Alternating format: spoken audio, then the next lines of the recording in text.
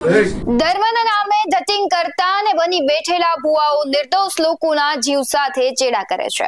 છેલ્લા કેટલાક સમયથી ભુવાઓ લોકોના જીવ સાથે રમત કરતા હોવાના અનેક કિસ્સાઓ સામે આવે છે. જ્યારે હમણાંની જ વાત કરીએ તો સુરતના એક ભુવાની કાળી કરતૂત સામે આવી હતી. ત્યારબાદ છોટા ઉદેપુરમાં નાની એવી દીકરીની બલિ ચડાવવાની ઘટના સામે આવી હતી અને હવે વધુ એક ઢોંગી ભુવો શ્રદ્ધાના નામે અંધશ્રદ્ધા ફેલાવતો અને લોકોને લૂંટતો ભુવો ઝડપાયો છે.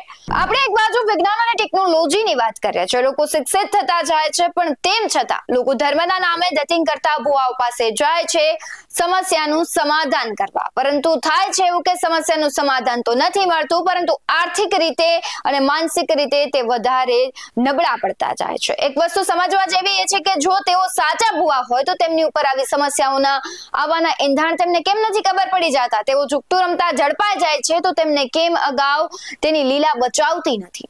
પ્રશ્નો અનેક છે, જવાબ માત્ર એક છે કે લોકોને છેતરવા અને પોતે એશો આરામ વાળી જિંદગી જીવવા લોકોની આસ્થા સાથે તેઓ ચેડા કરતા હોય છે. પણ આ યુગમાં લોકોએ પણ સતર્ક રહેવાની જરૂર છે, કારણ કે ઈશ્વરથી મોટું કંઈ જ નથી હોતું.